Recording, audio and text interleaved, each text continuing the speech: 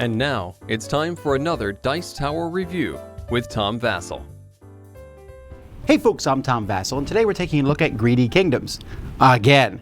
What I mean by this is I reviewed Greedy Kingdoms back when it was a little Japanese game that I got from Japan, and now it's being reprinted in the Big in Japan line from AEG, a much nicer version than the original one, and some changes. Bruno Feduti now has come in and helped design some of this, and so there's some changes. I'm not really going to compare it to the old one because very few people have played that one, of course, and it's just basically an upgrade of that one. So if you've never heard of it before, no worries. It's a two-player game. Here's how it plays.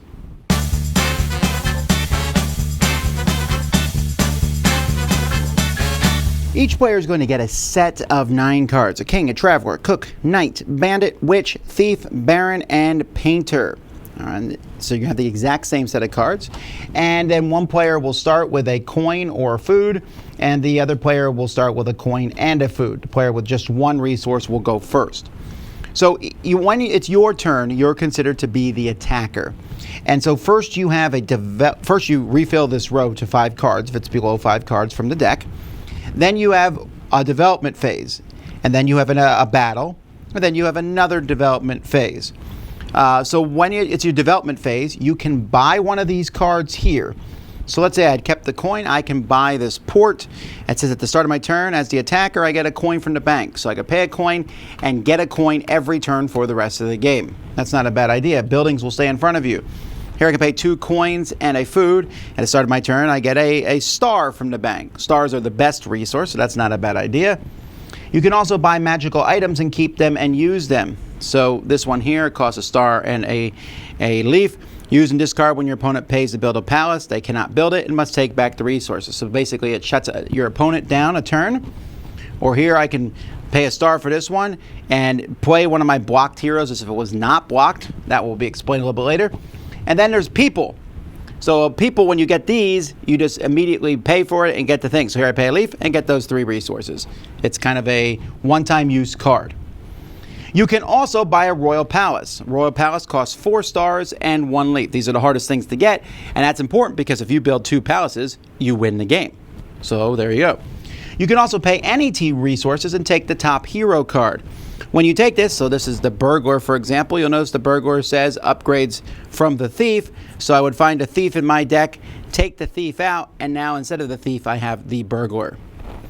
So after you do a development phase, you're going to pick 3 cards from your hand. So let's look at my hand, and I'm thinking, all right, I'm going to play the cook because the cook gives me 2 food. I'm going to play the painter because they give me a star. Stars are important.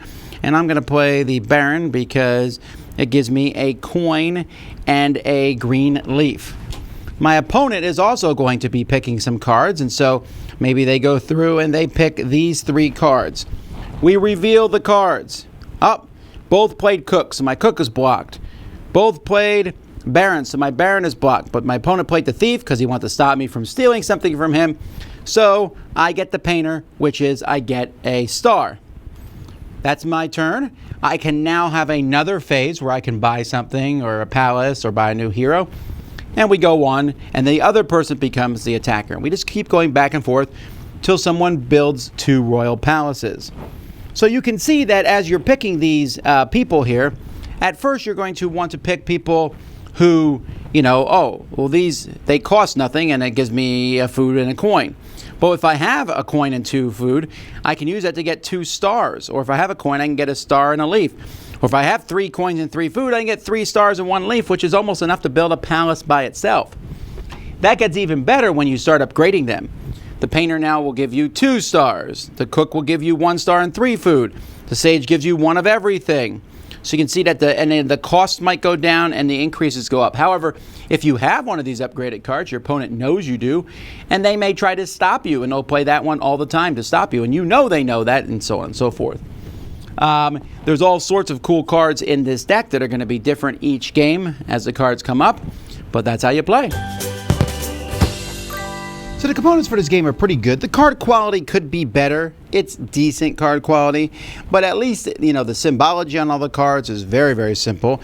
And one of the things that I really like is when you are blocking your opponent, you go by the symbol at the top. So, it's pretty obvious that a witch blocks a sage, but just in case you forget that, they both have that same symbol at the top, and one symbol blocks the other.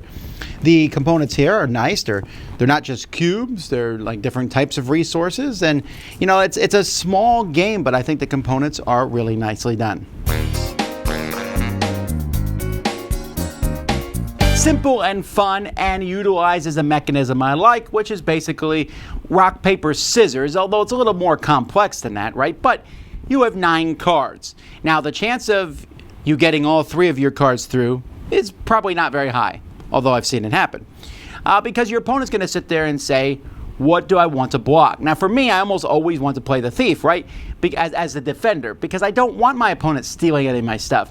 My opponent knows that. He knows that he never will play the thief, because that means one of his cards is going to get through, because I'm always playing the thief. And then I have to sit there and go, maybe I should stop playing the thief. This is a little too telegraphed.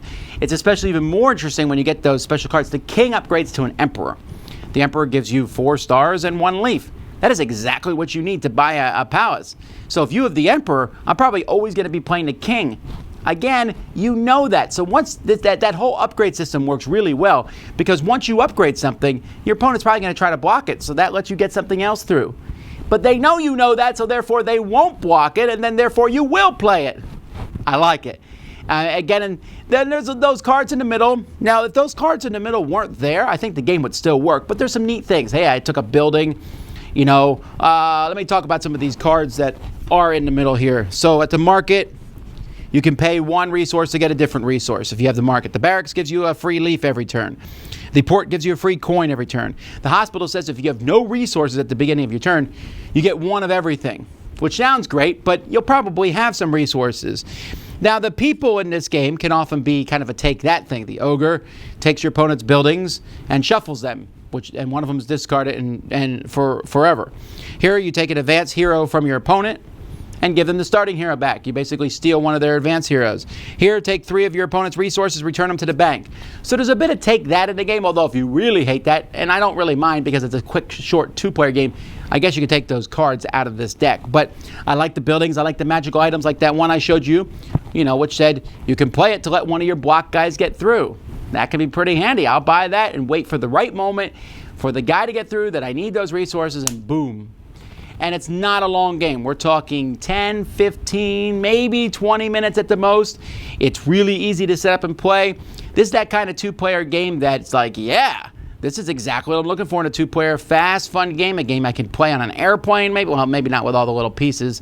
But, it doesn't take a lot of space. And it just gives you that whole take that back and forth. Like, I can't believe you played that guy. I was so sure you wouldn't. So that's simple fun, a nice production here. I like it a lot. Greedy Kingdoms. Dice Tower Judgment approved.